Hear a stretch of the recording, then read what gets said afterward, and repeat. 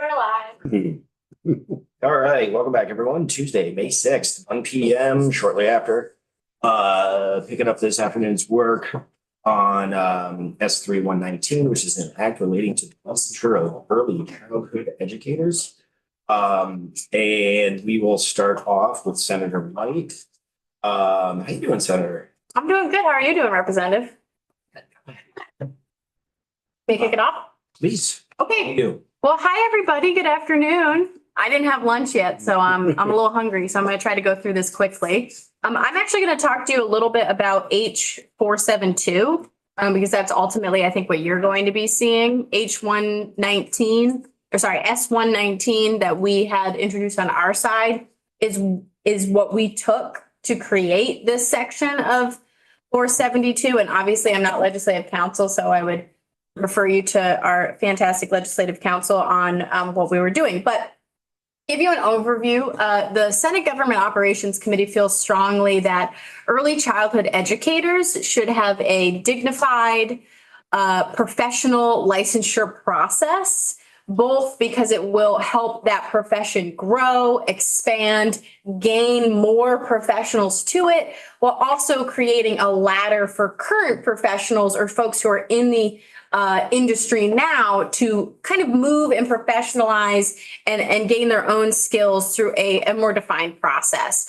We also agree strongly with the Sunrise Report, which not sure if you have all had an opportunity to review that Sunrise Report that was done by our lovely Secretary of State. But one of the key things that stood out to me about that Sunrise Report was why the consumer protection realities of needing to license early childhood educators is so important, because I think anyone who has children, anyone who interacts with children, we know that those are very serious situations that could impact the lifetime of a child. And we want to make sure that the people who are employed in that field are meeting certain professional standards. And that's really the job of the Secretary of State when doing those Sunrise Reports, is to understand what is the risk to the public if we are not licensing or not supporting folks.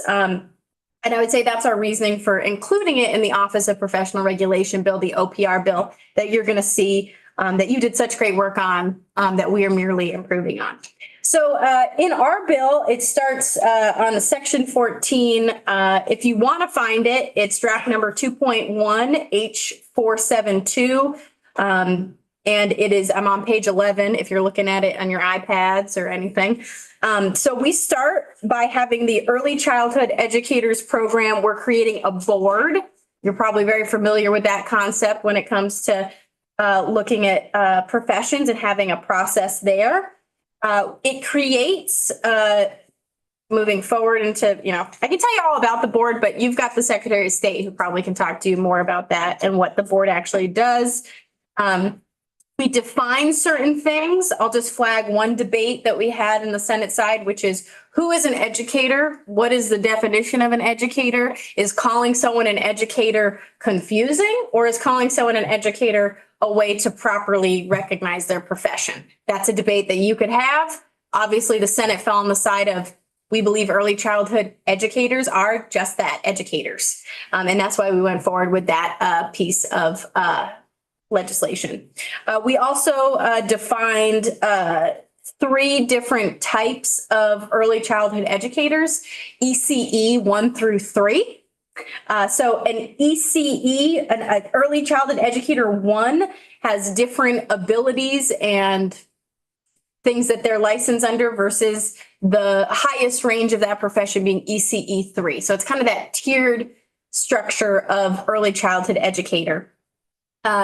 We heard throughout the process of reviewing the bill that there are already existing regulations on our childcare providers, and they were hoping to see in this bill some ways to be legacied in, to be given a longer time frame of how they could participate in this professionalization, in this licensure, and not inadvertently having us get rid of people who are already in the industry. That is the least likely scenario coming out of this bill, is losing early childhood educators, but rather trying to get them to become early childhood educators and continue that process. So we added some legacy provisions and an 8-year time horizon for folks in total to be able to transition to this type of licensure. We really wanted to make sure that we're not having any early childhood educators leave the profession or feel that there's too much of a hurdle.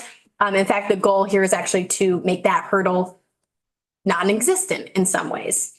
There's a lot of language about what the credentials would be for each of those ECE 1, 2s, or 3s. We had some very telling and profound testimony from a high school student graduating where they would actually be at the level of an ECE 1 upon graduation from a Vermont high school due to courses that they took through college training at their high school. So exciting stuff there. There is a fee that comes with licensure, although you'll see that it's, I believe, waived for, I think, the first 2 years. And that's, again, because we want to make sure that folks there isn't a barrier due to the fee. We define unprofessional conduct. That goes back to that public protection piece. And then we also ask in our bill for some money to help fund this. And you'll see if you're following along, I've gone to page 24 of H472. We have a request for one full-time executive officer for the Vermont Board of Early Childhood Educators, also one full-time exempt attorney, a licensing staff member, an enforcement staff member, and an administrative staff member. And there's 2 breakdowns of what the appropriated amounts are, and that's in 2027, 628,000 approximately, and in fiscal year 2027, 1.4 million that would come from there's a special place it's coming from. There's a special fund, but it's escaping me what the acronym for that fund is. And that's really it in a nutshell. I'm happy to answer questions about it, and we really hope that this overview helps you understand why we added it to the OPR bill. And yeah. Thanks. Can you tell me, I know that there are already, you can't just wake up one morning and say, I'm going to be an early childhood educator now. There are already processes that are in place to make sure that people are licensed, correct? There's facilities are licensed, like the space is licensed, and that's like the STARS program. But there's not individuals who are licensed other than if you get a teaching license and you get a certification an endorsement of an early childhood educator on top of your teacher's license, which has a whole set of different criteria that is regulated by the Agency of Education. Okay. I guess my question is, what void is this trying to fill that isn't already filled by these other opportunities? Great question. So if Rebecca White, wanted to work at Red Wing Preschool, that preschool has a set of criteria they have to meet. They have to be meeting certain standards or regulated as a facility. But me as an individual professional, I don't have any kind of specific things if I'm working for that center. It's really the center itself has to meet those criteria. So you could have 6 employees at that location and they're not individually licensed. So what we hope this does is it gives a really portable licensure. So if I work at Red Wing Preschool, I can then move to, Rainbow Play School somewhere else. I go with my license. It also has been a barrier for many Vermonters to go the full way of getting a teaching license, where the teaching license requires a bachelor's degree. It requires the passage of the teacher's exam. Where it's a lower threshold. It's an associate's degree in certain circumstances. So it's a shorter time horizon. So the void that it's filling is individuals are not portably able to have their own licensure. It's based on the facility. So we think that'll help kind of get the moving economy of that so people can go to different places.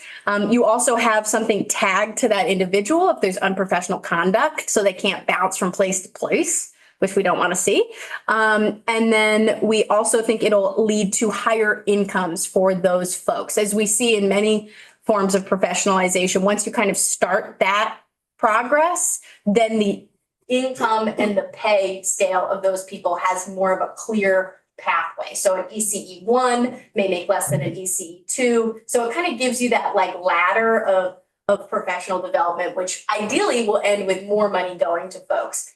The only additional thing I'll say is we had a bit of debate about, okay, the Agency of Education already licenses teachers, and you can get that early childhood endorsement, or you can get that early childhood special needs endorsement. So why do we need this additional thing? And what we found was that the barrier for getting a teaching license, it's a different pathway, is what we heard from a lot of the practitioners in the field. So, yeah, great question. Yes, CDD and DCF also have licensing though. So what would you say to say, like, you already have an AOE pathway, you already have the DCF CDD pathway. How is this not duplicated?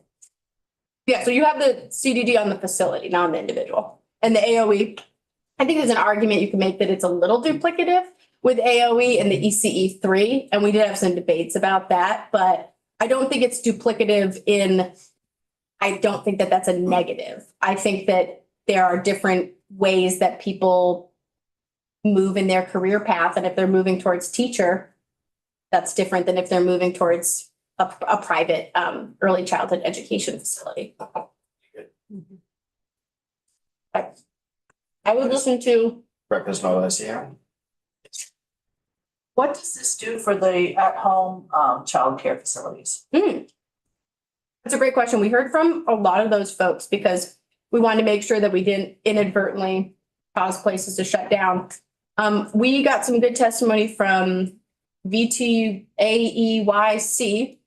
They've been working on a whole process to include people in the conversation who run family or home-based childcare centers. We legacy in, I don't actually remember where we landed fully on the language, but we legacy in, I think all, for the first 8 years. I would have to look back at what the numbers are, but if you are someone who runs an at-home provided facility, you're legacied into this for the most part.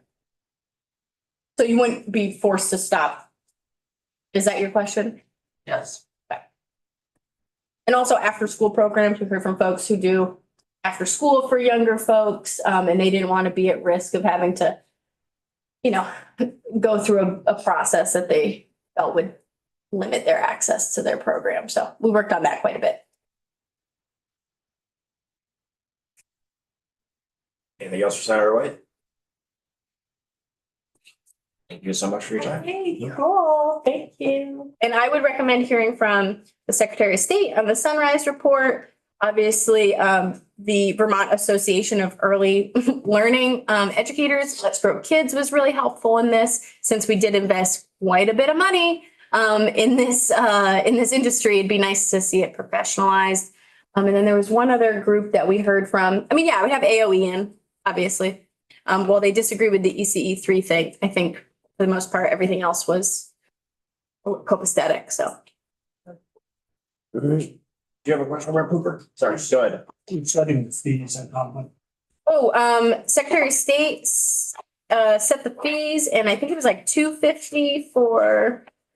It was $125 for ECE one for first initial licensure. Then you could do biennial, get 2 years for $225. Then ECE two was $175, biennial $250, ECE three is $225, and then $275 for biannual. And then to the point raised earlier, family child care providers, this is something we added, they have that $175 fee. So slightly lower than the highest professional ranking fee. Last call for Sarah White. Thank you so much for the time. All right, Thanks for your patience. thank you. Now, gonna go get some lunch. Thank you for the muffins. Very good. If nothing else, we have snacks. Wonderful. She did a great job on this bill.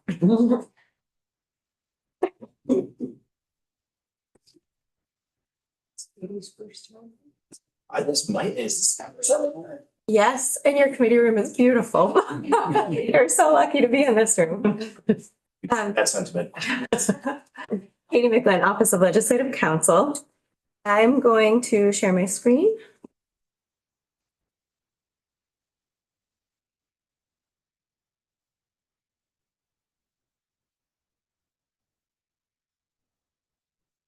There we go. So this is the committee report that's pulled from Senate GovOps page. You'll see there's still some highlighting on their page from some of the last edits they were doing before they finalized the bill. So you can just disregard those. This is the final version that moved out of the committee. So as you have already heard, here we go. If you're following along, I'm on page 11. As you have already heard, this S-119, which obviously was introduced on the Senate side, was in Senate GovOps, was added to your bill that you had worked on earlier this year. And it begins with section 14. And it creates a new licensure requirement for early childhood educators who are working in a regulated child development division program. There were some questions about what is the difference between this license and what is already happening and with childcare facilities. Right now, DCF's Child Development Division has a program by which center-based programs and home-based programs are either registered or licensed depending on their size. That follows the program, not the individuals working within the program. So as you've already heard, this is different in that this is specific to the individual who would be working in a home or in a.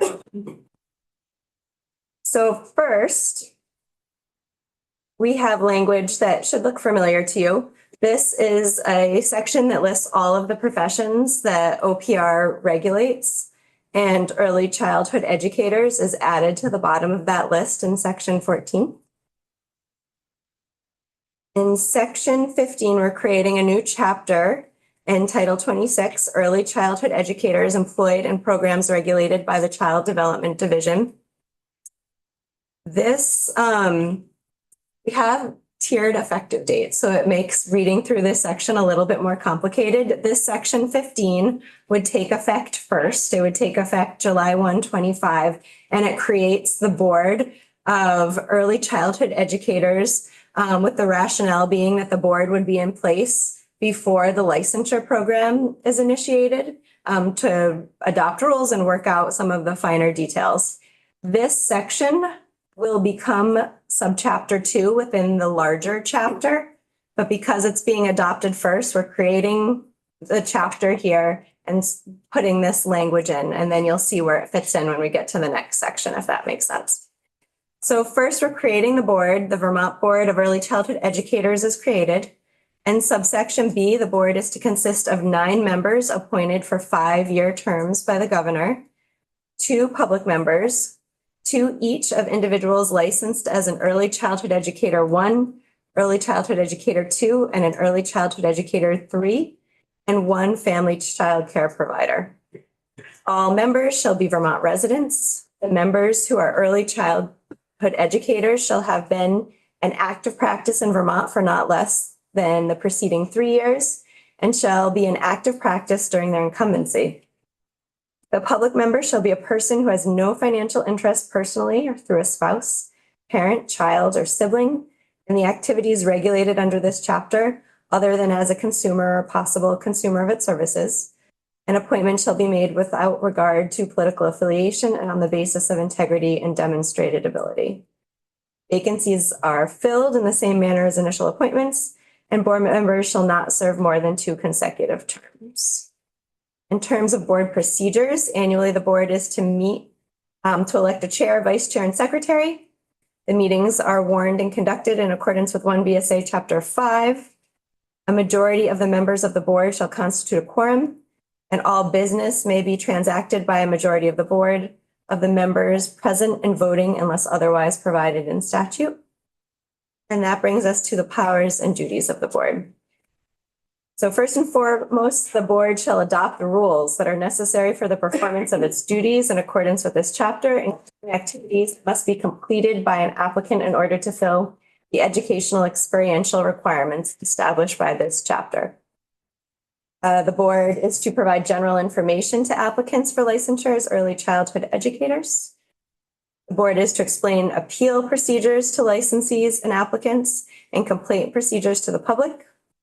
And the board is to use administrative and legal services provided by OPR. The board may conduct hearings as provided in 3 VSA Chapter 5. So that is the language that takes effect initially. And then Section 16, we're amending the chapter that was just created, and these amendments would take effect July 1, 27. So the board is in effect for 2 years, and then we have the chapter being amended, so the actual licensure program is up and running. So first, you'll see the creation of subchapters. So this subchapter 1 is general provisions, and we have a definition section. We already know that the board means the Vermont Board of Early Childhood Educators. We have a definition for early childhood educator. It means an individual licensed under this chapter to provide early childhood education pursuant to 6202 of this chapter in a program that's regulated by CDD. To give you some context, the term early childhood educator has 4 categories within it. We have the ECE 1, 2, and 3, and the family child care provider. So 4 categories within early childhood educator. Specifically, family child care provider means an individual approved to operate a family child care home regulated by CDD at the time of application and who is responsible for providing developmentally appropriate care, education, protection, and supervision for children from birth through 8 years of age at the family child care home. We're distinguishing between guidance and supervision. When we get further into the chapter, there are some license types that are providing guidance or receiving guidance, and some that are providing supervision or receiving supervision. So guidance means direct or indirect consultative support, in which an early educator 3 provides feedback to an ECE 2. Supervision means on-site direct oversight, in which ECE 2 or 3 observes the practice of an ECE 1 and provides feedback and support to that person. Scope of practice. An early childhood educator licensed pursuant to this chapter shall provide care and educational instruction to children from birth through 8 years of age in a variety of programs regulated by CDD, including planning and implementing intentional, developmentally appropriate learning experiences that promote the social, emotional, physical, language, and cognitive development and health of each child served, establishing and maintaining a safe, caring, inclusive, and healthy learning environment, observing, documenting, and assessing children's learning and development, developing reciprocal, culturally responsive relationships with families and communities, engaging in reflective practice and continuous learning. Subdivision 2, an early childhood educator that's licensed under the chapter does not include exempt teachers who are licensed under Title 16. So these are our teachers who are licensed by AOE. With early childhood endorsement, early childhood special education endorsement, or an elementary education endorsement. An early childhood educator licensed pursuant to this chapter shall have the following responsibilities as determined by license type. So we're going to go through all 4 of those categories. ECE 1 shall be authorized to be on an early childhood education team and a family child care home or a center-based child care and preschool program. For children from birth through 8 years of age, the early childhood educator 1 shall serve under the supervision of an ECE 2 or 3 or a teacher who is exempt from the chapter and licensed under Title 16 with the endorsements we discussed. In Subdivision 2, ECE 2, in addition to the responsibilities and authorities of ECE 1, the ECE 2 is authorized to be a lead educator in a family child care home or in a center-based preschool program for children from birth through 8 years of age, providing supervision to individuals licensed as an ECE 1 and receiving guidance from individuals licensed as an ECE 3. Subdivision 3, ECE 3, In addition to the responsibilities of an ECE 1 and 2 shall be authorized to be a lead educator role in a family childcare home or center-based childcare and preschool program for children birth through 8 years of age, providing supervision to individuals licensed as an early childhood educator 1 and guidance to individuals licensed as an early childhood educator 2. Our fourth category at the top of page 17 is the family childcare provider, who is authorized to be a lead educator role in a family childcare home for children birth through 8 years of age. In subsection C, an early childhood educator licensed pursuant to this chapter may serve in a supporting role only, not as a lead teacher, in the provision of pre-K services, what we more colloquially refer to as the universal pre-K program. So someone licensed under this chapter is just in a supporting role, not a lead role. Next, prohibitions. An individual shall not hold themselves out as an early childhood educator in this state unless the individual is licensed under this chapter or exempt from this chapter. An individual shall not use in connection with the individual's name any letters, words, or insignia indicating that the individual is an early childhood educator unless licensed under the chapter or exempt from the chapter. And then we have our specific exemptions from the chapter. A teacher who is actively licensed by AOE with an early childhood education endorsement, early childhood special education endorsement, or an elementary education endorsement. At the top of page 18, an individual who provides care in an after-school childcare program that is regulated by CDD or any other childcare program that is exempt from regulation by CDD. And then in 3, an individual who provides consultation services in the state, performs research or participates in or instructs regular continuing education courses, provided the individual does not otherwise practice in the state. Chapter is not construed to limit or restrict in any manner the right of a practitioner of another profession or occupation from carrying on in the usual manner and functions incidental to that profession or occupation. So that was subchapter 1. Subchapter 2, you'll see here in lines 13 and 14, we've already looked at this language. This is the language that takes effect immediately. And this is sort of the placeholder for how that language fits in the rest of the chapter. And then we move on to subchapter 3, licensure requirements. So we have qualifications. To qualify for licensure as an early childhood educator in a program regulated by CDD, an applicant shall have attained the age of majority and shall have a high school diploma or a successful completion of GED test or an equivalent credential. An applicant shall have additional education and experience in accordance with this subsection for each of the following license types. And then again, we go through each of the 4 categories. So ECE 1 shall have completed an approved certificate or credential program in early childhood education, requiring a minimum of 120 hours of field experience. ECE 2 shall have completed an approved associate's degree program in early childhood education or a related field, requiring a minimum of 60 college credits and field experience, and offering college credit based upon an assessment of the individual's competencies acquired through experience working in the profession, or an unrelated field with a minimum of 21 approved college credits in the core early childhood education competency areas identified in role with additional field experience.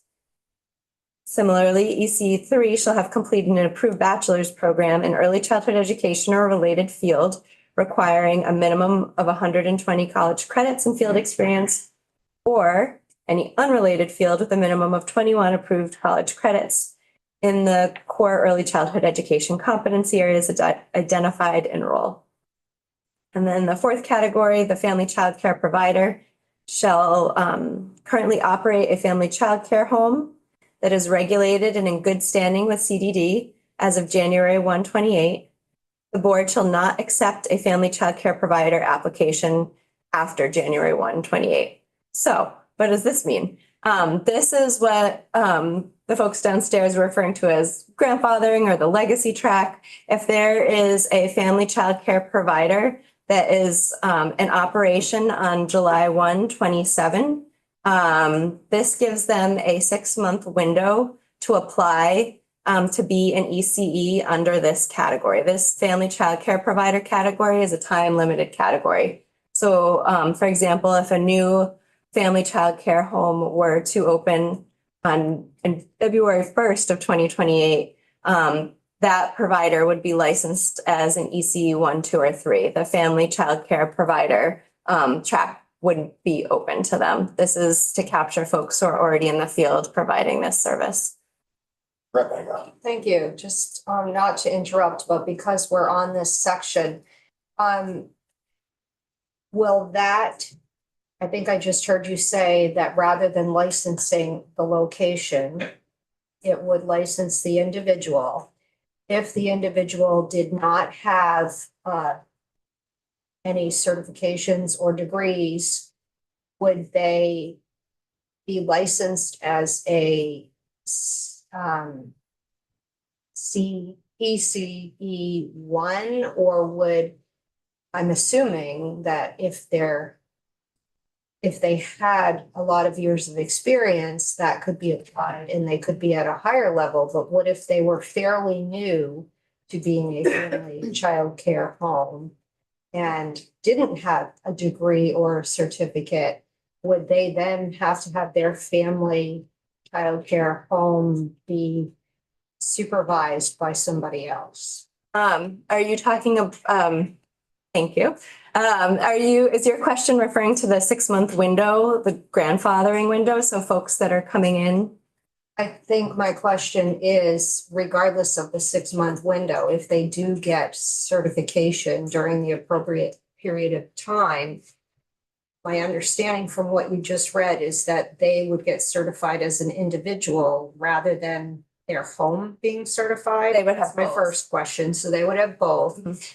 What if they didn't have the educational background, the degrees or the certificates? Would they have to bring in somebody to supervise them at their own home So if care? they're coming in during that 6-month window, then they would be sort of all set as they are. Their experience and their certification or registration or licensure through CDD would qualify them to have this family childcare provider license type and to continue having their family childcare provider home.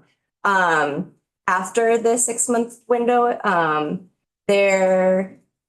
we haven't gotten there yet. There's sort of variance language that gives up to 8 years for folks to attain the qualifications that are required.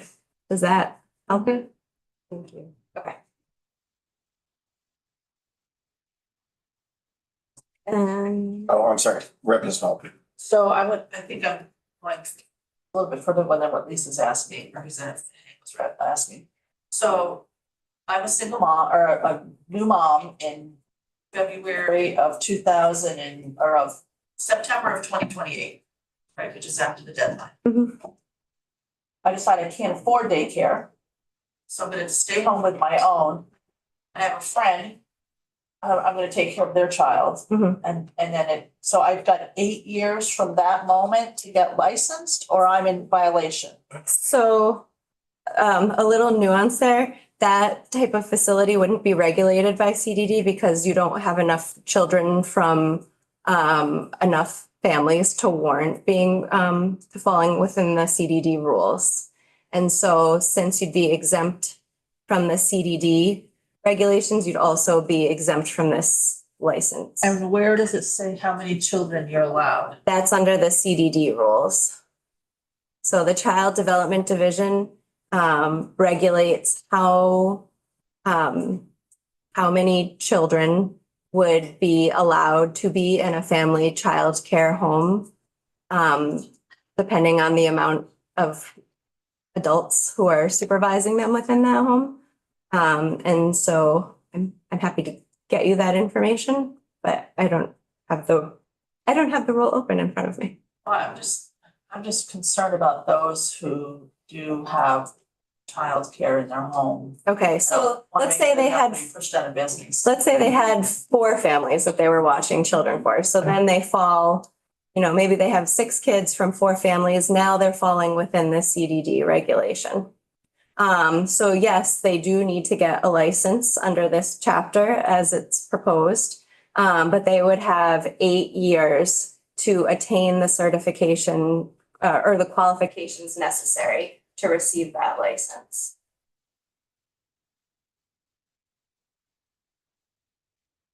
Sometimes if they don't. If they don't, then they can't operate, or they wouldn't have a license to operate. Rep Hoover? So is there an expectation that in centers will be, is there an expectation or requirement that there will be certain number of 1, 2s, and 3s? So there's supervisory, There are duties built into advance and things like that. There are already rules that CDD has issued that provide guidance as to the type of responsibilities that somebody with different levels of education and training can provide. When somebody can operate alone with a group of children, when they're being supervised with a group of children. So that is sort of already baked into the structure because we already have CDD regulating the facility. So that kind of brings up the question of, since CDD is so ingrained in the process, why are we creating a whole new structure? Mhm. I don't know if I'm the particular right person to answer that for you. I can tell you some of the testimony that they heard downstairs is that, for example, if there was, let's say there was a center-based childcare program, it has 10 employees, and something happened that was inappropriate in that setting.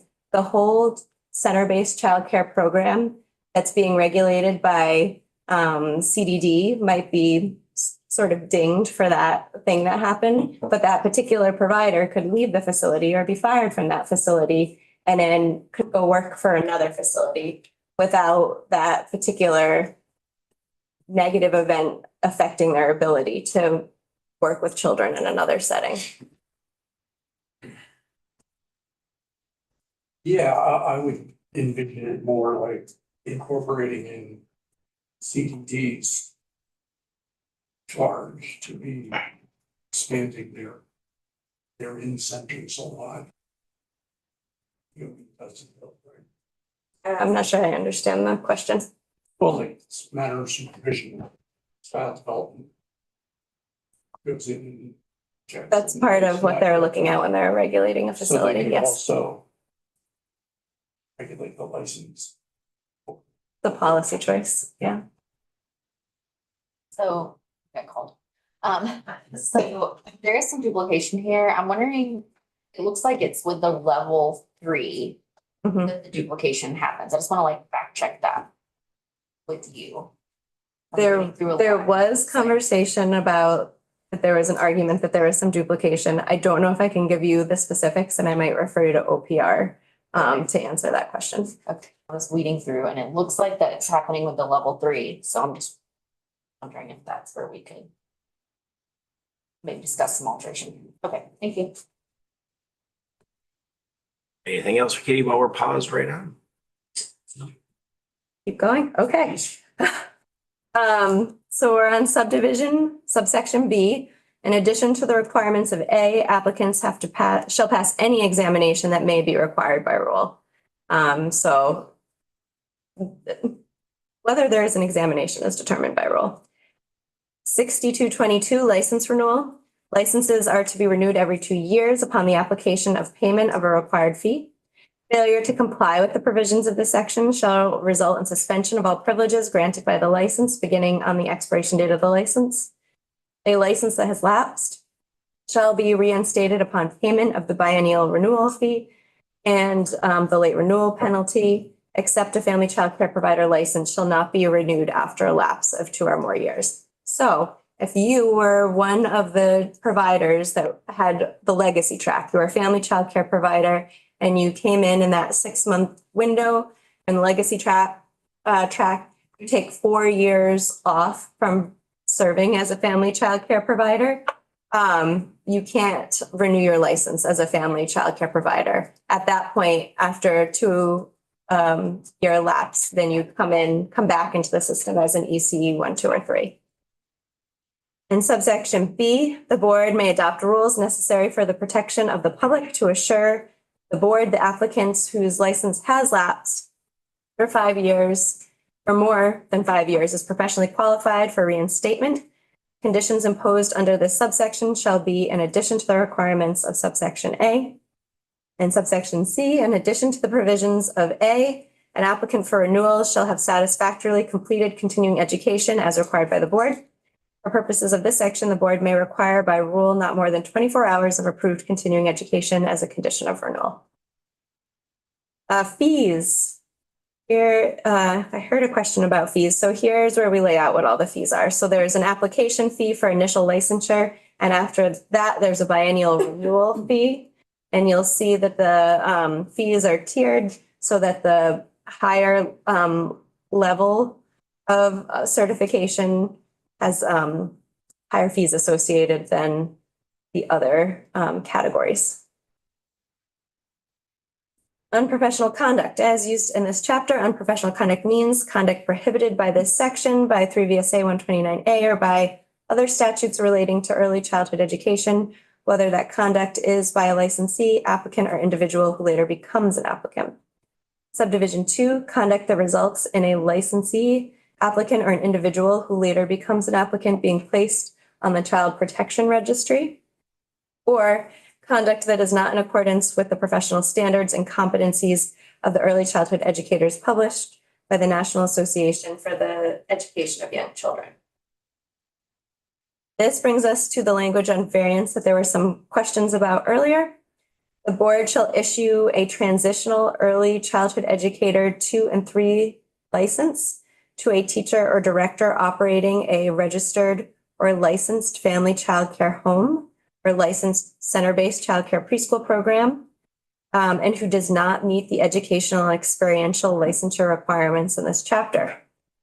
Transitional licenses shall be valid for a 2-year period and shall be renewed by the board for an otherwise qualified applicant for an additional 2-year period with satisfactory supporting documentation of the individual's ongoing work to obtain the required educational and experiential qualifications for licensure under this chapter. At the conclusion of 3 2-year transitional licensure periods, so up to 6 years, the board at its discretion may issue one final 2-year transitional license, that gets us to 8 years, for an otherwise qualified applicant if the licensee can demonstrate extenuating circumstances for not having attained the educational experiential requirements in this chapter and ongoing work to attain these requirements. Yes, what's it, Rapango? Yeah.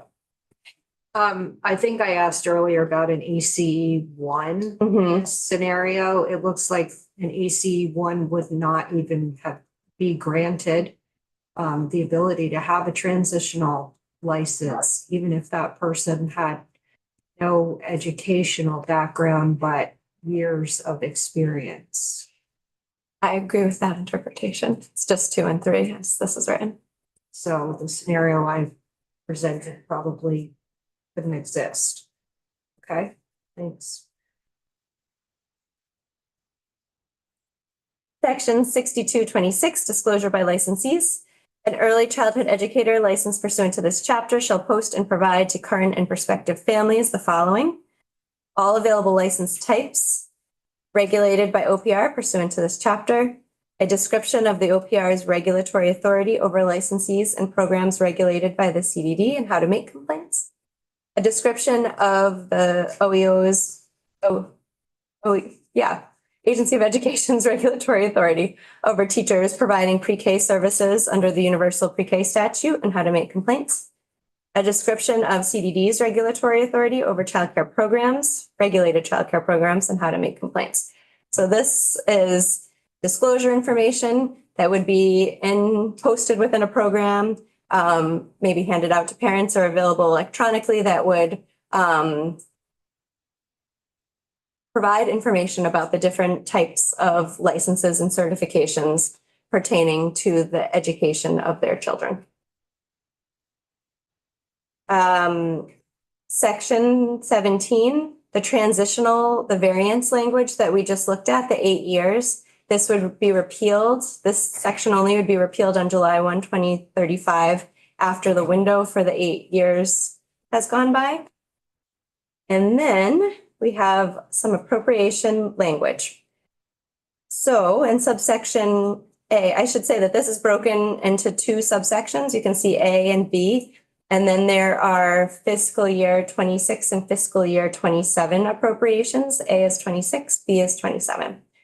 The establishment of the following two new permanent positions is authorized by OPR in fiscal year 26. One full-time classified executive officer for the Vermont Board of Early Childhood Educators and one full-time exempt staff attorney.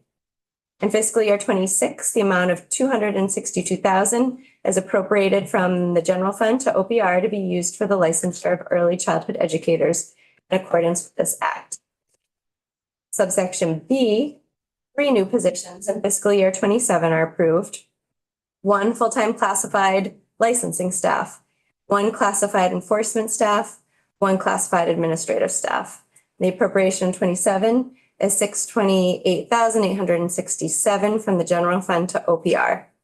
And then lastly, in this subsection C, in fiscal year 27, 1.4 million shall be distributed from the CCFAP, Child Care Financial Assistance Program appropriation, to OPR for the first licensure and licensure renewal fees for early childhood educators that are being licensed under this program.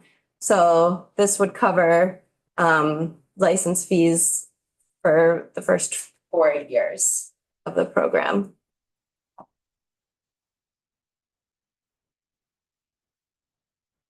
That's it.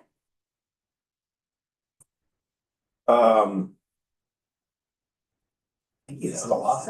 It was. I think I had one small question for you. That goes back to like the very earliest section we went over with this. The 5-year terms, is that common for a board structure like this? I would have to look and see what else is in statute, but OPR would probably answer that question a lot faster than I could. Okay. Any questions for Katie right now before we get into the lineup of our other witnesses and guests? I have a question. Please, Representative Stone. How do they propose to raise $1,500,000? 1.4 would come out of the CCFAP appropriation. That's the Child Care Financial Assistance Program subsidy.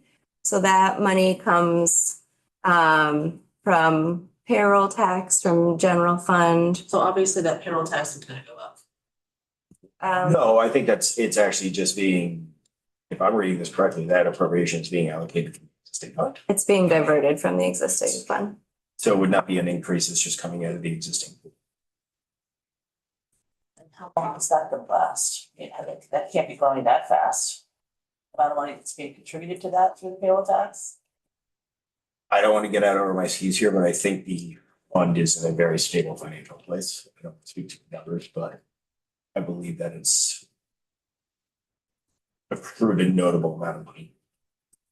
Exactly why childcare is not so expensive. This is crazy. Any other questions for council before we shift gears?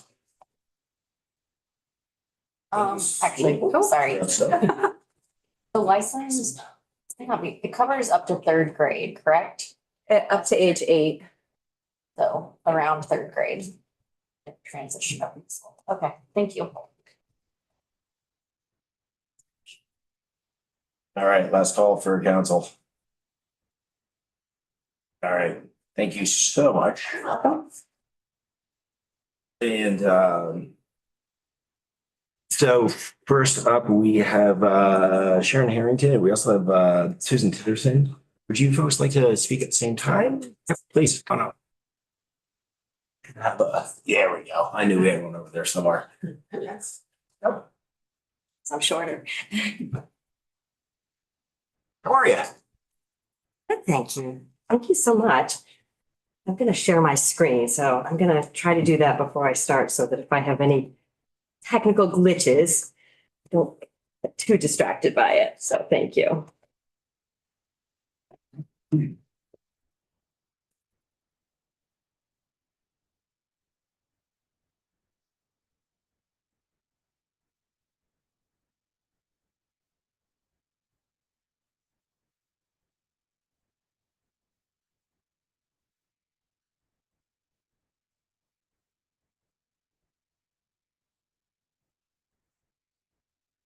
We do. This is a good start. Thank you.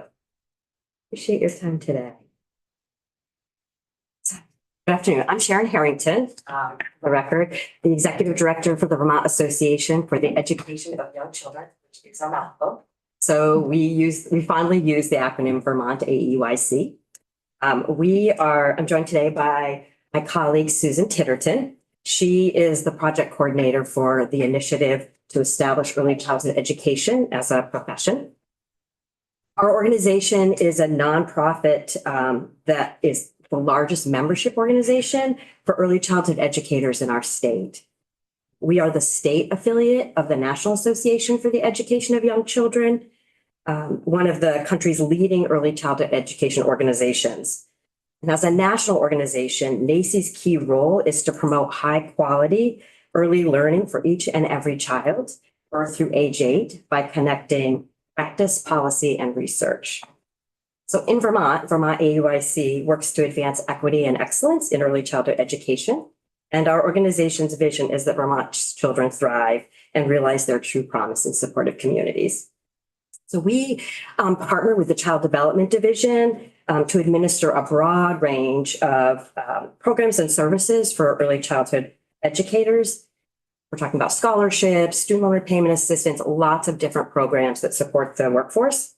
And these resources are foundational to our system's readiness for licensure of early childhood educators.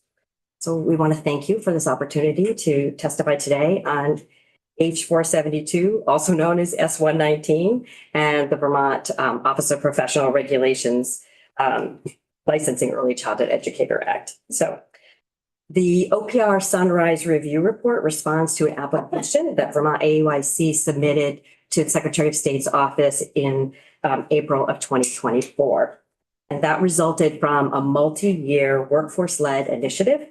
And so we're here to share why our state's early childhood education workforce has requested professional recognition. Would you like me to introduce myself again for the record, or did Sharon's? Susan Titterton, project coordinator for Vermont AEYC's initiative to advance early childhood education as a profession in Vermont. And the slides and narrative, I hope, will be helpful context to you in your deliberations. So you may hear childcare, early childhood education, but what are we really talking about? I think our colleague Tammy Haslett, who's a family childcare program owner in Thetford and has been involved in this work, put it best. She said, we call some programs childcare, we call some programs preschool or pre-K, but early childhood education is what happens in every quality program, no matter where it is or what ages are being taught. So we have these goals for young children in our state. All of us would agree. I think we want them to be cared for so they're safe and happy and comfortable. They have lots of opportunities to learn and explore and make friends, and they're ready when they start kindergarten. So it might help. This slide we put together sort of like, where are these young children? Thinking about where the system is. That top section you see, those are unregulated settings. Those are the ones that CDD does not regulate. And of course, this might have spoken to a question that came up in that top section. If a parent decides they're staying home with their child, or they're staying home with their child and up to two other families' children, that's outside of the regulated system. So that's not what we're talking about. In the lower right-hand corner here, you can see the public pre-K programs. And so these are children that are regulated, programs that are regulated, and individuals that are regulated both by Child Development Division and AOE. And we know AOE has an established licensure system. It's aligned with the same professional standards in the bill you're considering. An individual holding an AOE license with an early childhood education endorsement, or the others Katie mentioned a minute ago, would not also need an ECE license through the Office of Professional Regulation. This license is intended to be complementary, not duplicative. And because it's aligned, it ensures that people could move from the private to the public school system if they chose to, if they could build their careers that way. So the OPR licensure would apply to the sections you see in the left-hand side of the slide. CDD regulates family child care programs and also center-based programs, both nonprofit and for-profit. And this bill proposes to license those individual educators working in those programs. Most of Vermont's youngest children are in these non-public school programs regulated by CDD. They're infants from 6 weeks on up, as well as toddlers. And around the state, there are probably thousands of infants, toddlers, and preschoolers with their rapidly developing brains in homes and center-based programs for more than 40 hours a week throughout the year. While the care and education they receive may well be excellent, currently there's no mechanism for an individual license to practice in those settings. So we think this is a glaring regulatory gap in the current system. And these are the settings that OPR is proposing individual licensure for. So where are the educators? This slide shows some of the differences in those settings as they're experienced by early childhood educators working in them. And as you read across the slide, you can see the differences in calendar year, compensation, hours, starting ages, cost to families and funding sources, and also individual regulation. We approximate there are 6,500 early childhood educators working in CDD non-public school settings and who are experiencing these disparities. We're beginning to change that with Act 76, which is mentioned, and that is helping more families to afford childcare. It's helping CDD regulated childcare programs to stabilize and stay open using that subsidy funding. However, we haven't fully resolved these issues of parity and respect for this highly qualified early childhood education workforce in CDD regulated programs. And that's what the legislation and professional regulation would help to do. So a couple of points on that. One is there's a potential for simplifying regulation over time. Early childhood is a very complex system involving, as you know, several regulatory bodies. So why not have all the regulation done by one body? There is no mechanism for that to be done in the current system that we have.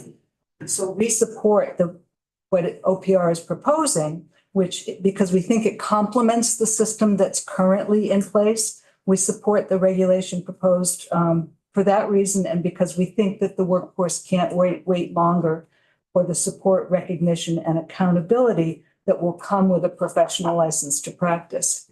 So it may seem counterintuitive that adding another regulatory body could actually simplify things. And we want to think about that in three ways. One, in terms of focused governance, we agree with OPR's recommendation that the board be governed by and be largely composed of early childhood educators who have expertise in that area rather than by another entity. The Vermont Standards for the Board for Professional Educators does a magnificent job. Their expertise, however, is the broad public school system, not specifically early childhood education. The second way we think it simplifies is by simplifying CDD regulations. Currently, CDD has over 100 pages of regulations for childcare programs. And partly that's because our system has no way of monitoring the people in those programs. It's likely that Vermont will be able to, over time, simplify those CDD regulations once we have a regulation system for the people responsible for caring for young children. A licensed workforce could allow for unwinding some of those regulations. And then the third way this simplifies is by addressing the fact that this is non-public school settings.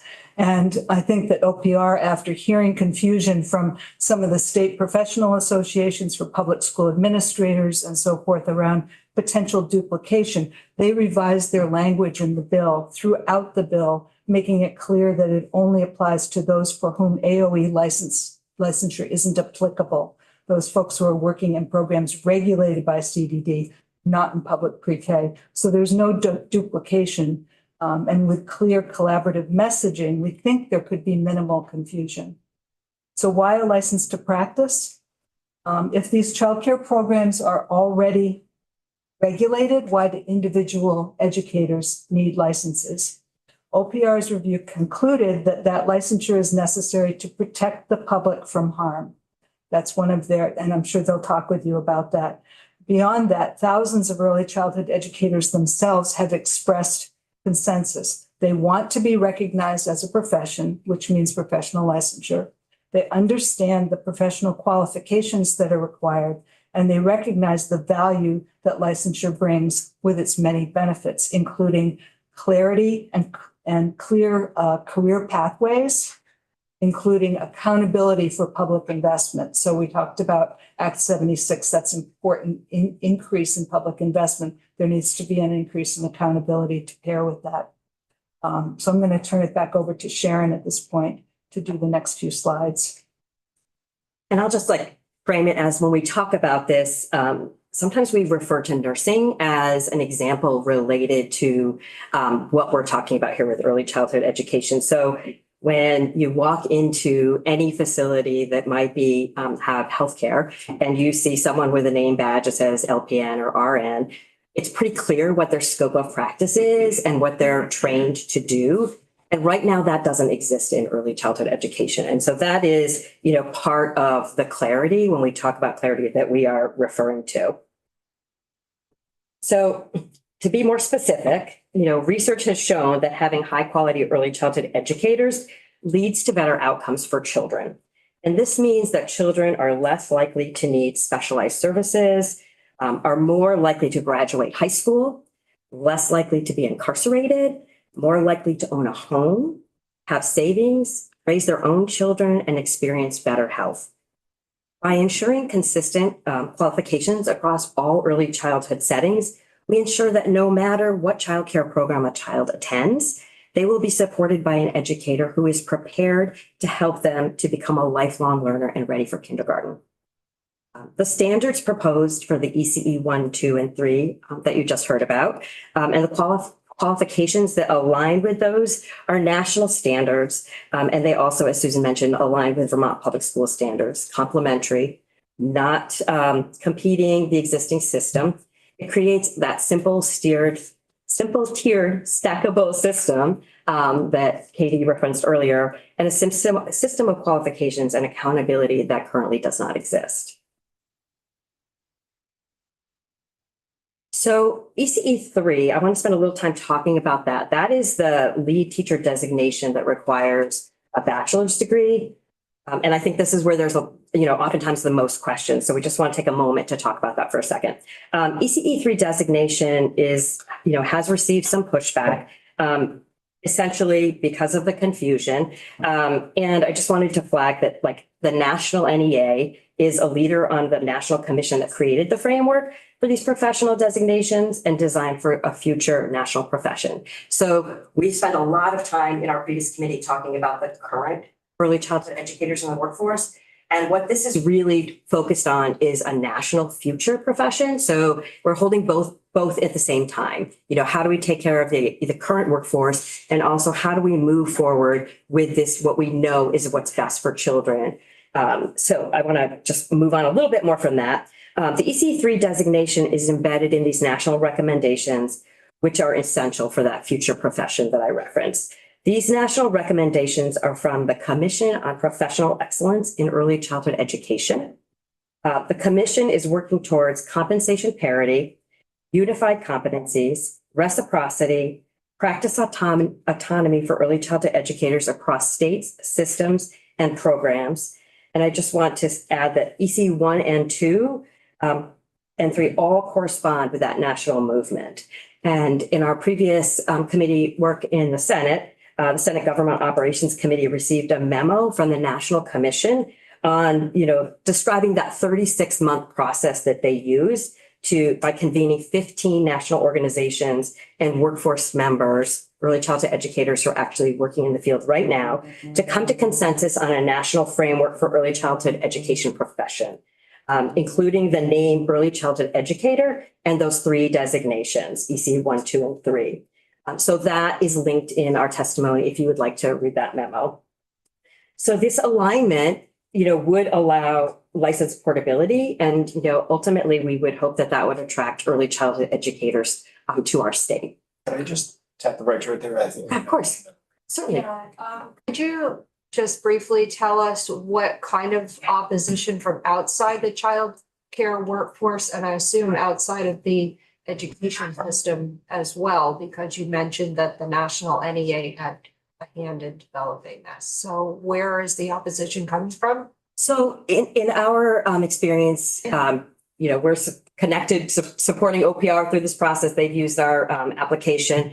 There was some concern specifically related from the existing workforce related to preparation, predominantly from family childcare. And that led to that legacy track, which is now included in the bill amendment that you have now. And what we're hearing is from public education associations. Those are the folks who have testified with concerns about calling this workforce early childhood educators and the ECE3 designation. We're going to talk a little bit about the difference between an AOE endorsed license and the ECE3 and why that's actually really helpful for Vermont. So that's, and the national work has, that's been going on for an extended period of time, and they're working with a number of states on a variety of different initiatives. Vermont is unique in that this has been workforce led. We're going to talk a little bit about how we got to this place, and it's actually those who are most impacted by this legislation, for the most part, are very supportive of it. They've actually been seeking this, whereas it's, some of these other systems folks that are not part of the CDD regulated workforce that are having the most concerns. I'm sorry, I'm still confused because you said the national education group designed They're one of the this, Yep. but then you're saying that the Public Education Vermont. Association. So the NEA designed it and the Vermont NEA is against it. Yes. Thank you. Yes, I'm sorry. I'm trying to be respectful. You can be respectful, I can be clarifying. So yes. What about the AOE? Has the AOE weighed in on this, and what are their thoughts? Yes. So, the AOE submitted a memo the day that the Senate Government Operations Committee voted, expressing concern about early childhood educator and ECE3. Just the title, ma'am, Yes. by calling themselves educators. Yes. Thank you. And that you have access to that. I'm sure you can read it. Anything else? Are we gonna pause here? I appreciate the pause. Thank you. Feel free to proceed. Okay, so I have to say, OPR has been, we really had no idea what to expect when, we submitted this application. This is all new to us, and as an organization, this is our first real role in the legislative process. And so it's been really inspiring to observe how the Senate Government Operations Committee and OPR have really taken the feedback, in from a number of stakeholders in this, and really used it to inform how to make modifications, and actually provided some compromise revisions to the initial bill.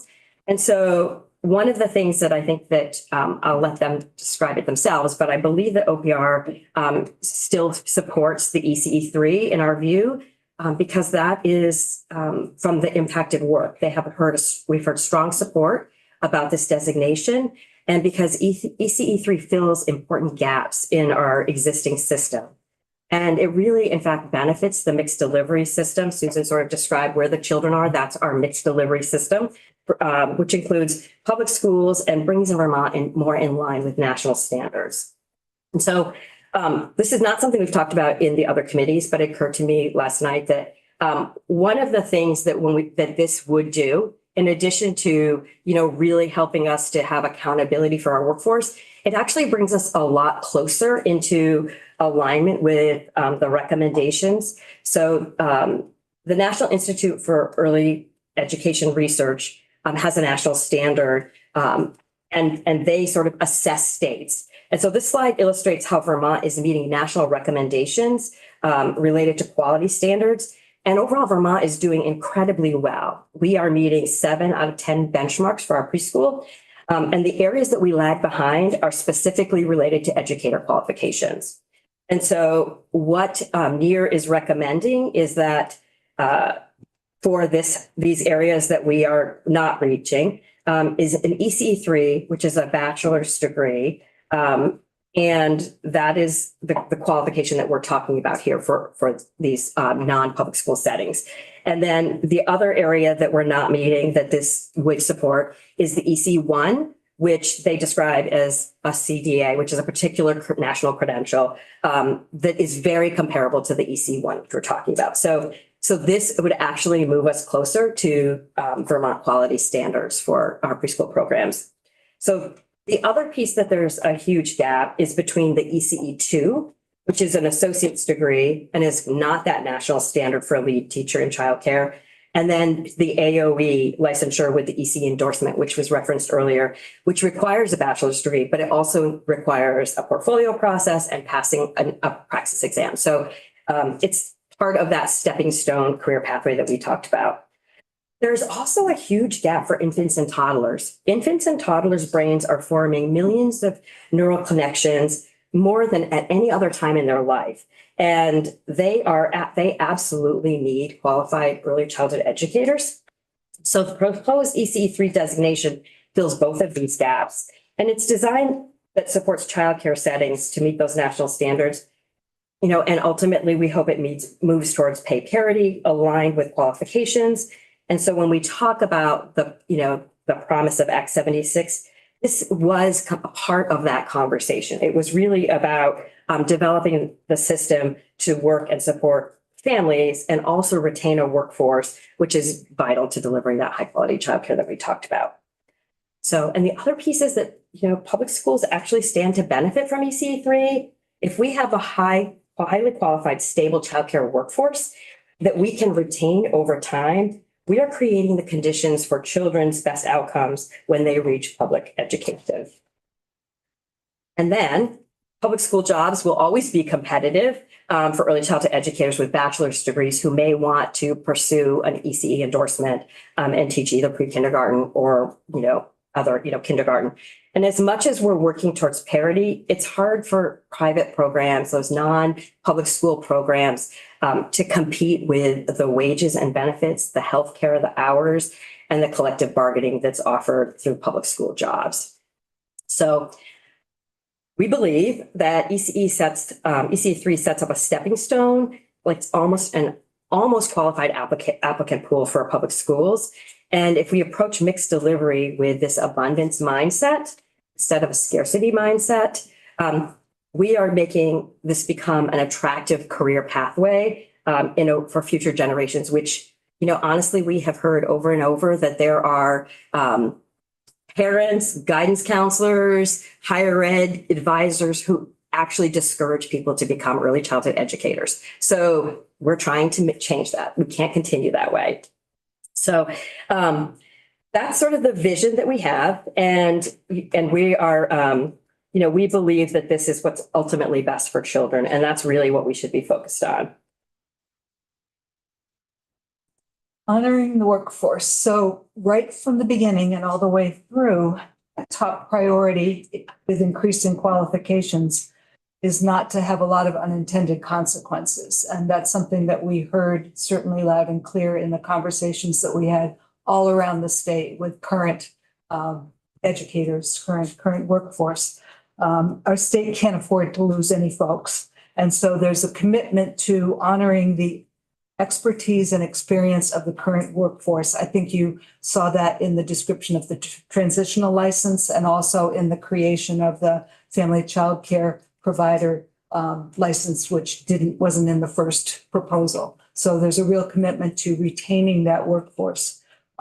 We also know, if we go to the next slide, that this is a graphic that represents a phased in gradual supported timeline. So you can see on the left-hand end all of the work that we've done with the workforce through the preceding years to build up to this point, to see if there was consensus to move in this direction. And then you can see from 2025, which is the orange, if a bill were to pass this year, how that would play out in subsequent years. So the idea is to have a long runway so that there's a manageable transition for folks. And I think they've done a lot of transitions for different workforce areas, different professions that they've taken under their regulatory oversight. So they know how to do it. And I think the other thing I would mention is that Sharon outlined for you at the beginning all the many supports that are in place to help people with this transition. So we think that we're well poised to be able to move through that. And then I'll just turn it back to you to close our remarks. So this illustration is represents the workforce, the engagement of the workforce that we have had over the years. This has been a 7-year initiative. And so I just want to take a minute to tell you where these recommendations came from. So these recommendations were developed through years and years of engagement with early childhood workforce across all settings, family childcare homes, nonprofit, for-profit centers, public schools, workforce preparation programs. Thousands of early childhood educators participated, and throughout that entire engagement process, they raised all kinds of questions and concerns, as we wanted them to, because this was part of the process to determine if this was the right step for this particular field. And so each of those, we took a deep dive in all those questions and, went back to the workforce, got feedback about them. And that's what we used to develop that application to submit to OPR. And those have been built into all of the components of the bill and the transition. So this is an illustration, and we won't go through the whole thing because I know we're tight for time, but you'll have access to this in the deck. So by the time Vermont AUIC formally requested regulation from OPR, we had already had that strong consensus from the workforce, and we had, responses from surveys over 4 years. And so OPR's independent, rigorous research and review of our recommendations, ultimately landed where the workforce landed as well. And so these are the recommendations on one side that were from the workforce that were embedded in our application. And then this is an illustration that shows the draft of the bill and then the revisions that have been made. And I just have to say, taking the time to do this well and really elevating the voices of the workforce members who would be most impacted by this legislation has been very impressive. And so, with the privilege of being the director of this organization that represents early childhood educators in the state, it feels like a huge responsibility to represent the workforce as best as I can. And I just, urge you to take the time and also do the same, because I think they have really, wrestled with this and come to this place where they believe this is the right thing. And so I appreciate that, all of you thinking about that. And professional regulation is going to streamline career pathways, ensure that we have accountability and transparency, and most of all, support best outcomes for children. So just gonna give you this quote here that was from the Sunrise Review application. And, we began this with talking about quality early childhood education is delivered in many settings. It's delivered in family homes, centers, and public schools. And that's what, is the value of our mixed delivery system, where not every Vermont rural community can house a large center. There are small communities that, we need this mixed delivery system. And this ensures that education is delivered to infants and toddlers as well as pre-kindergartners.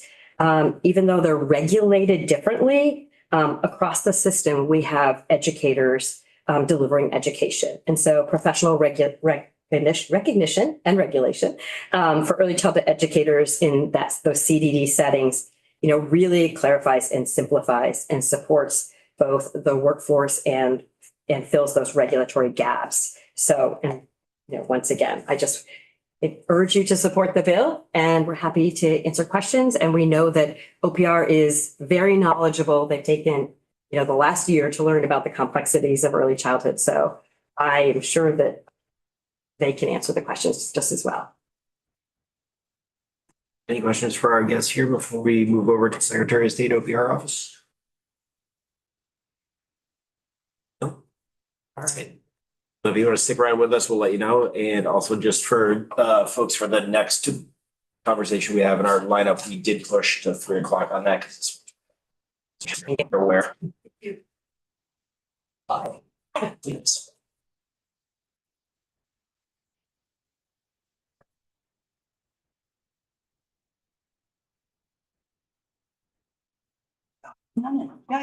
No. Right over chairs down here, sorry about it. For the record, Lauren Hibbert, Deputy Secretary of State. And Jen Cullen, General Counsel of OPR.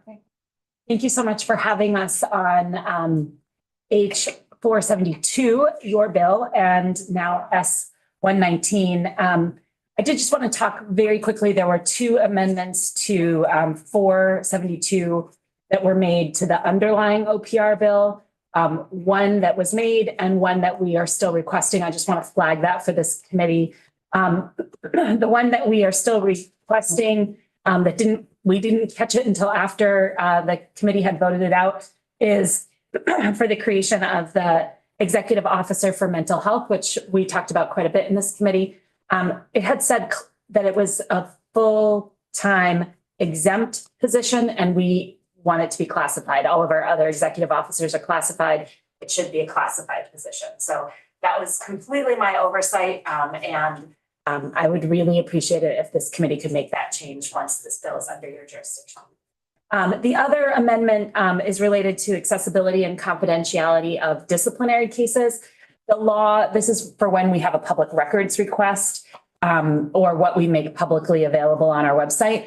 The law required that when we received a complaint, the information about the respondent and complainant is confidential until we start to pursue disciplinary charges. And then the information about the respondent, meaning the licensee, and the complainant, the person who complained to our office, would be public. And as we were talking about massage therapy, we really engaged in a big conversation in SGO about whether it's appropriate when somebody makes a complaint against a licensee and that complaint is prosecuted, that their information is public. And this has been a source of concern for the Office of Professional Regulation for some time. We do receive complaints that are very sensitive in nature, often sexual misconduct or drug diversion or other significant misconduct. We don't want there to be a chilling effect on someone making a complaint to our office because the complainant's name is public. So that was a recommendation to the underlying bill outside of the modification by S 119 that we really supported and would ask for your support of. We understand we have half an hour on this topic. There's a lot for us to cover. So just what we're going to do is do a high-level summary of our Sunrise review. Jen's going to do that. The recommended licensure structure, which you guys have already had the beginnings of a very robust conversation about. We also want to talk about the concerns and objections that we've heard and how we have responded to them in the drafts of the bill, and also how we understand those objections to be at this moment. And then if you have time, Jen created a appendix, which has, it's sort of a more robust executive summary of the Sunrise report. So we have the Sunrise report, and then we have this executive summary in greater detail that's appended to this testimony. And then we also worked on a chart of early childhood educators that is in the current state, future state, and also some bullet points. So that's a good sort of quick sheet if you're interested in that. So Jen, I'm going to turn it over to you for the high level summary. Great, thanks so much. And we did file written testimony with all of this earlier today, so hopefully you'll have it. As you heard from Vermont AEYC, they filed an application in 2024 for asking OPR to consider regulating early childhood educators and offering a license for this profession. And as you heard, that was a workforce-led effort that led them to file that application with OPR. Then we got the application and we engaged in a lengthy process from June to December of last year, where we were doing public hearings, engaging with stakeholders, having meetings with the CDD, having meetings with AOE, engaging with other state agencies to really get to the root of, why this is needed and what would be the best way to go about it. So we wrote an 86-page Sunrise report. So that's on the legislative website. And so if you're really wanting to dig in, it's there for you. And it covers all of the whys about this. It covers the transitional measures, and we'll try to give you a high-level synopsis of that today. So, and just obviously, at the bottom of page 2 on our testimony, our conclusion is that we absolutely support licensure of early childhood educators. There are several license types that you've heard about: ECE1, ECE2, ECE3, and a legacy pathway. Lauren's going to talk more about those, but we believe that that is what's best for children. It reduces harms of low quality early education that you see when there's not standard preparation pathways and when there's not standards that those folks are held individually accountable for meeting. And so that's kind of a gap in the current system, that folks don't have a license right now and that they don't have accountability for meeting standards in their programs. So also, our conclusion is that if we are going to move forward with this licensure, phased implementation is critical so that we don't lose workforce. So we've really tried to be thoughtful about building in infrastructure to support the workforce to make this big transition. Okay, so key findings from the Sunrise assessment. Early childhood educators in non-public settings regulated by the CDD should be regulated at OPR. And that ensures public protection. And of course, as you heard in OPR's kind of overview that we gave you earlier in the session, public protection is the lens that we are always looking through. So in this case, licensure for early childhood educators will improve the quality because it's going to increase educational and experience requirements for early educators in those CDD regulated settings. It's going to reduce harms of low quality care. Those harms are poor physical and mental health, addiction, disease, and increased high school dropout rates. And Vermont has seen an increase in those rates here in the last 5 to 10 years. So it will reduce those harms. It's going to establish streamlined preparation pathways so that when somebody hears that the person providing care for their child is an ECE2, they're going to know what that means. And that's kind of what Sharon was mentioning earlier, comparing it to nursing. Knowing what an RN is able to do or knowing what an LPN is able to do, this is kind of striving towards that same ultimate goal, transparency and what the requirements are. It's going to establish clearly articulated uniform standards of practice and conduct. And again, right now, that's a gap in the current system. It will also require individual accountability for meeting those standards of practice through a transparent, well-established public disciplinary process that OPR has for every single one of its professions. And right now, the CDD, they do a fantastic job of regulating facilities. And of course, they're going to, when there's a violation at a facility, somebody engaged in that conduct, right? So they are looking at what the folks who are working in these settings are doing, but really the ultimate entity that bears responsibility in the current system is the facility. And so we're looking for individuals to have that accountability publicly. So we did identify that licensure is the appropriate form of regulation. You heard earlier in the session, we've got several forms of regulation, but licensure is the one that we think is most appropriate because little kids are our most vulnerable population. So ages 0 to 8, that's a very vulnerable population. And the folks that are working with those children in these settings are often unattended. And we need to make sure that they are absolutely qualified to be in that space. Also, regulation at the facility or childcare home leaves gaps where individual accountability, again, is somewhat lacking because families don't have access to know what individual providers, what their conduct has been.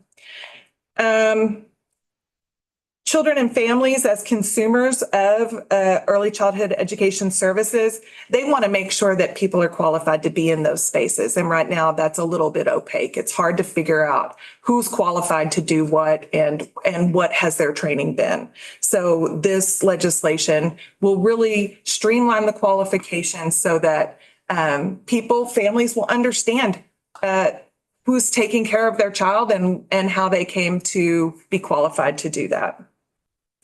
And then you'll licensure with increased educational requirements. It's going to ensure that the workforce is prepared to provide that quality education and meet professional standards that align with public school. And so that's something that's really important too. Even though we have multiple settings for early education, what we're trying to do is align the standards across settings, whether it's in private CDD regulated settings or whether it's in public school. They're all going to be working towards that National Association for the Education of Young Children, the standards that that entity sets in this profession. And then there's on page 3, you'll see there's a lot of benefits of regulating early childhood educators in these CDD settings. In addition to ensuring quality and reducing short and long-term harms, you're going to see a return on investment. It's estimated at $4 to $13 for every dollar spent in early education. And again, that's reduction of disease, reduction of addiction, graduation rates, reduced special education support services in public schools. So you're going to see a return on investment there. Children are going to be more ready for school. It's going to professionalize the workforce so that they're adhering to standards that public schools are adhering to. It's going to increase pay and benefits for those early educators. It's going to provide increased access to early education. More people will be able to choose this as a career. Right now, if you've got a bachelor's degree in early education and you don't want to teach in public school, you want to teach in a private setting, you're going to make a fraction of what they make in public school. And you're not going to have benefits, and you're not going to have a pension, and you're not going to have summers off. So there's a huge difference between practitioners in these settings. And if you've got a bachelor's degree, where are you going to go right now? You're going to pick public school, or a lot of these folks are. And so we really want to support the folks who are in the private settings who have these degrees. We want them to be able to have increased wages, increased benefits that will come with professionalizing this workforce and issuing them a license. This legislation will streamline the preparation pathways. It provides for future potential portability as other states are considering moving in this direction as well. And again, that individual accountability for unprofessional conduct. And at OPR, we are very familiar with regulating professions. So we have established streamlined processes where we will be able to onboard this profession into our IT systems, into our enforcement systems fairly efficiently. So, and we would be excited to do that. So there's been some discussion already about the 4 different types of licensure. There's the ECE1, which is an assistant teacher. Those folks are supervised by an ECE2 or an ECE3.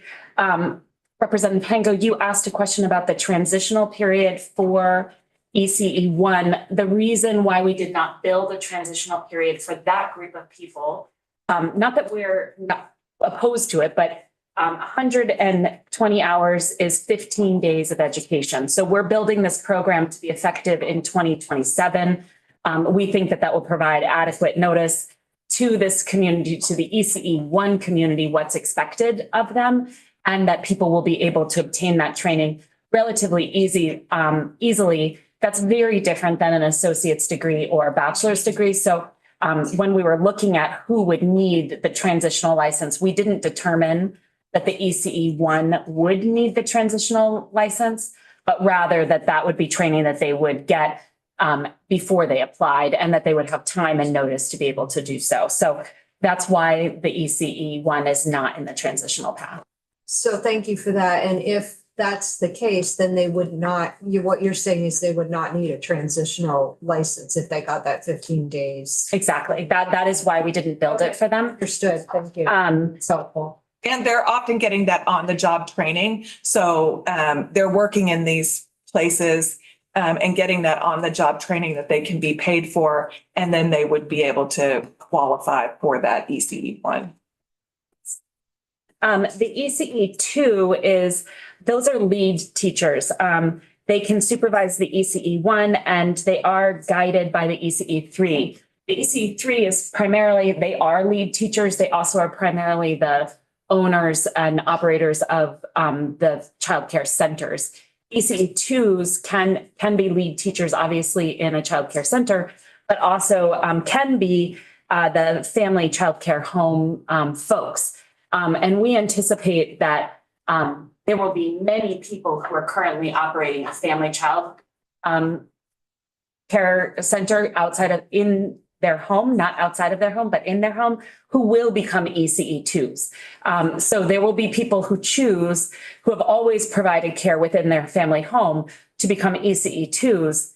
But we also created the legacy path for those who do not want to go back to school, those who do not have an associate's degree and see that as a barrier for them. So that ECE 2 is that lead teacher in a center or the person who provides family childcare in their home.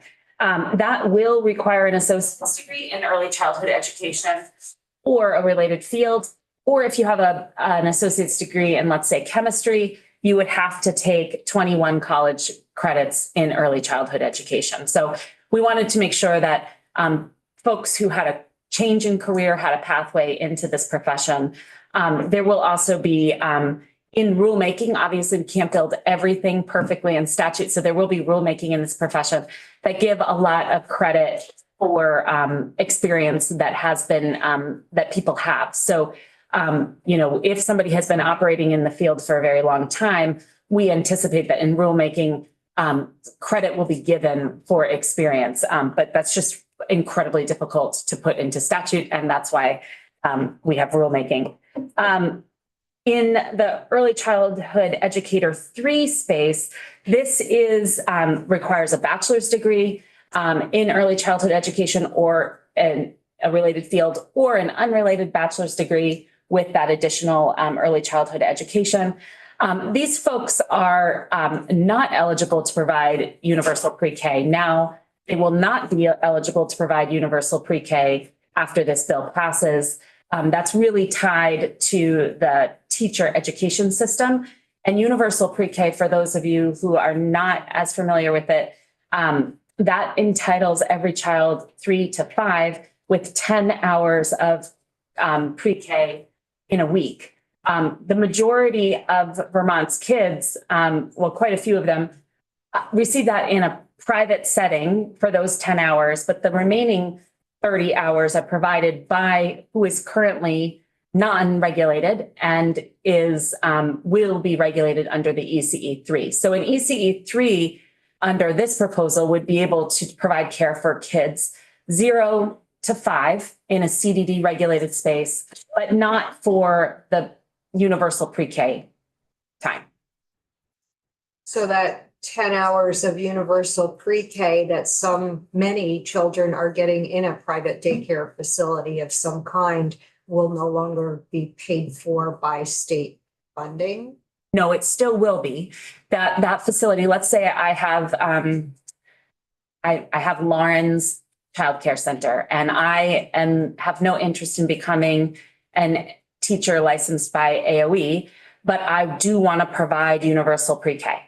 I would do that by hiring a teacher with an early childhood endorsement to come into my facility and teach the universal pre-K for 10 hours. That's the model that's currently happening. That's how the public funding is going to universal pre-K in the private setting.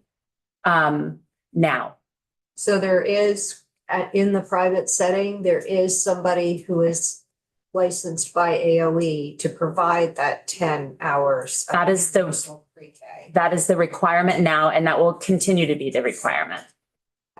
But the remaining 30 hours are usually not provided by that person.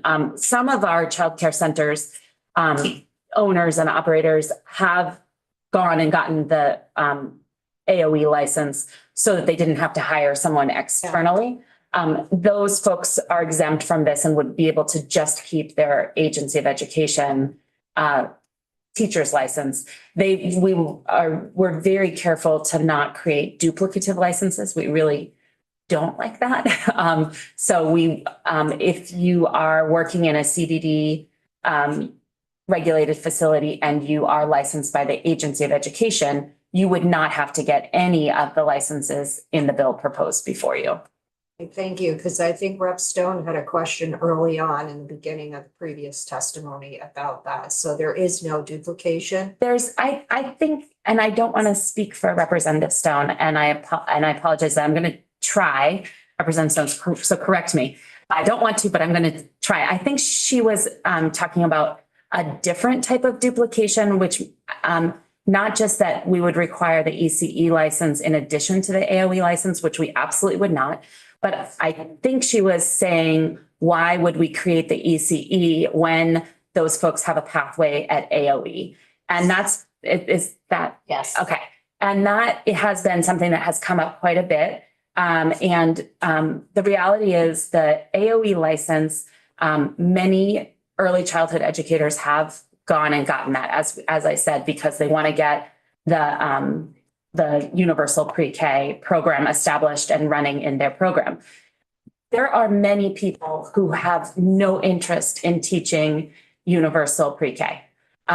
Think about, I have a good friend who runs a center out of her home. She would qualify for the ECE 3. Her care is from 18 months to 3 years old. She would never want an educator license from the agency. She shouldn't have to be required to, but she should be able to elevate herself and her profession by having the ECE 3. There's also a lot of people who work in centers every day now who provide, again, that where they are providing the universal pre-K, where they are doing that other 30 hours of care. And creation of this ECE 3 gives them a pathway for professionalization that recognizes their bachelor's degree and education in early childhood education that doesn't require them to become part of the AOE system. And importantly, for the Office of Professional Regulation, when we talked to the workforce, many of them just didn't see themselves fitting in the AOE structure. They really wanted their own professional board. As previous testimony said, the Agency of Education really oversees everything from pre-K to 12th grade. It's a very wide spectrum. They really wanted a regulatory home that was focused on them, which OPR can provide. Importantly, in the conversation, AOE, I just want to say, has been a really important and productive partner with the Office of Professional Regulation. We've talked with them quite a bit. They were at the table during our sunrise. And they frankly just do not have the bandwidth to take on all of ECE 3. They want to make sure that there is not market confusion or regulatory confusion on what it means to be an early childhood educator in the private setting and what it means to be a teacher with an early childhood endorsement in the public setting. And we have really strived to clarify that language within our bill. And also that was the primary purpose and reason that we created the disclosure, which is something that is not currently happening in private early childhood education or public early childhood education. But this requirement would just be in the private space. There would be a disclosure that talks about all the different types of licensure, who's licensed as what. It would be given to the family. And although we think that that language might need a little tune-up on this side, it would be given to the family, and then the family would also know how to make a complaint about the care that they're being provided, which is not currently built into any structure that exists now. So we think that's a big step in providing clarity to families of the education and training of who's providing care and what to do if something seems wrong. So to be perfectly clear, then the person who holds an AOE license could provide 40 hours a week or more to a child, Yes. including universal pre-K instruction, but the ECE3 would not be able to work in a school, public school setting, Correct. to provide universal pre-K. And you just brought up another question for me, and that is about the complaint process. So if a universal pre-K person is hired by a private daycare operator to provide universal pre-K, but their license is being held by the AOE, how does that complaint structure work if they're working in a private facility? So currently, and actually prospectively, it's the same. The Agency of Education receives complaints about teachers who have the early childhood endorsement. So in the disclosure, the form, they would be told, this is the universal pre-K teacher in your facility. This is how you make the complaint about them, and it would go to the agency. Now, I would suspect, one of the reasons why we're asking for an executive officer in this profession is because this is going to continue to need a lot of outreach and integration. We are filling a gap that's in the current system. This bill would fill a gap that's in the current system. And we will have to work in really strong partnership with CDD and AOE. We've talked with both of them about that. I think there's a lot of work that we will need to do to make sure that when families make a complaint against a provider, we're clear where they're regulated, and we will help the family get to the right place. We do that already with physicians and PAs. That's not something that's new for us, and frankly, teachers too, right now. And we would have to be really clear in our outreach and communication to families, but also to the licensees to be clear.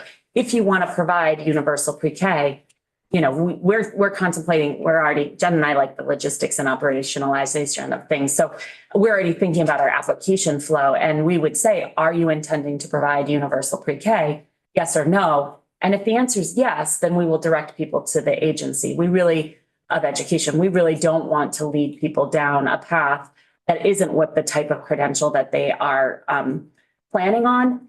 And in terms of integration with other agencies, we hope and expect that over the course of time, this will reduce the regulations in the CDD space, because those are incredibly complicated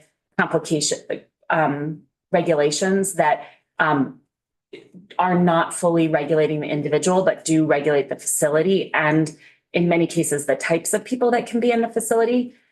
So that will be incredibly streamlined. We will do joint investigations with CDD when there's a complaint about a provider or a facility, because often that can be caused by the facility and an individual.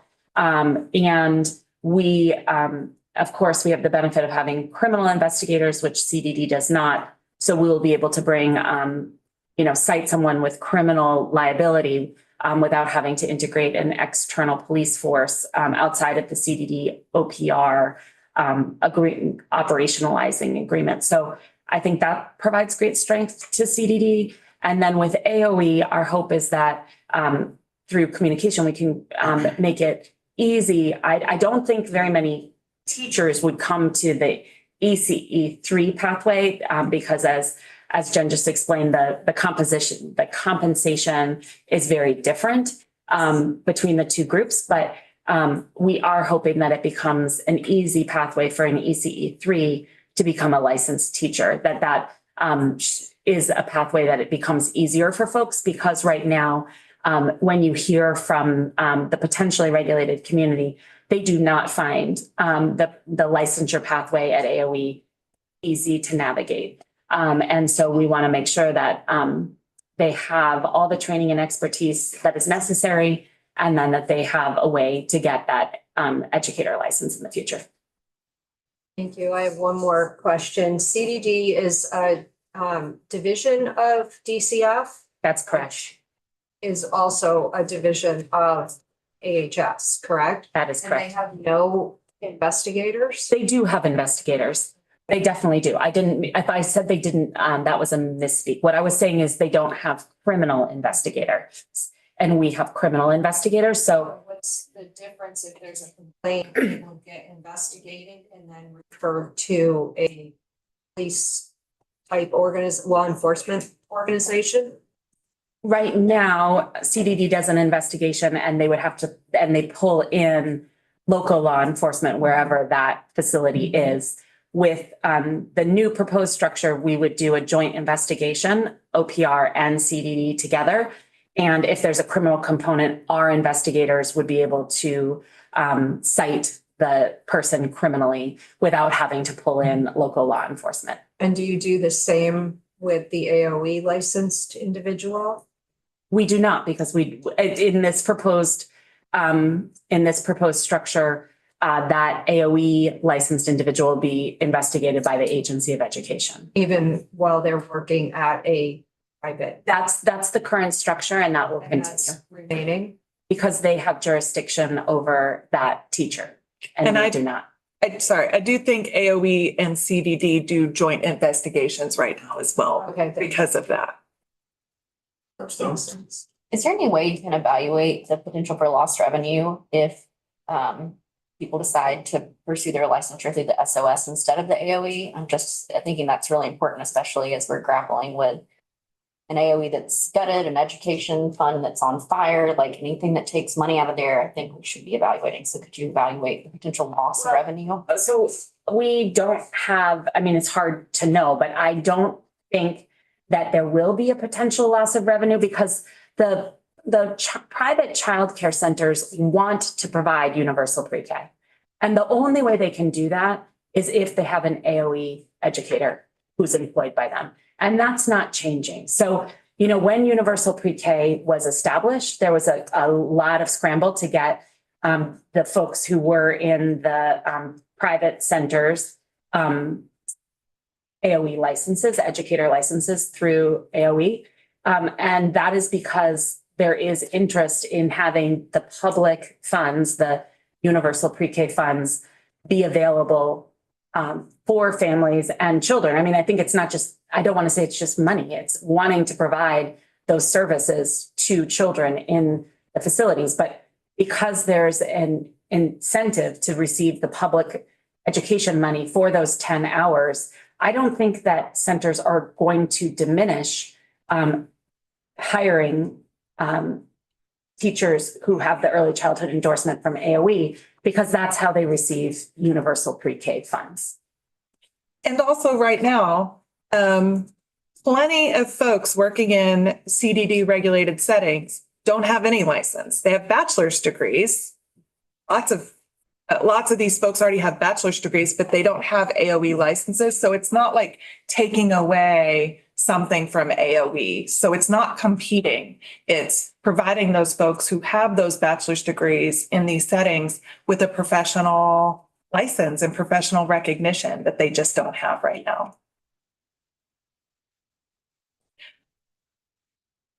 Where are we? Are we on transitional measures? Talk about transition. Yeah, let's talk about that. We did already a little bit, and I know it's 3:00 and y'all are gonna want to wrap up real quick, but I also want to, Plenty of time in the next, coming future too. and I was gonna say, This so is not the last time we're having. thank you so much. Please have us back because we could talk about this clearly all day. So you've heard of some transitional measures, and again, it's super important that we don't lose capacity. OPR is very focused on that, and we agree with that goal. We're not trying to take away anything from anybody. So we're trying to build a workforce. So the transitional measures are critical to make sure that we don't lose capacity. And so the transitional licenses, you've heard, up to 8 years to transition. And if you're right now a family child care provider and you want to transition to an ECE2, you're going to have 8 years to get that associate's degree that you need to have that ECE2.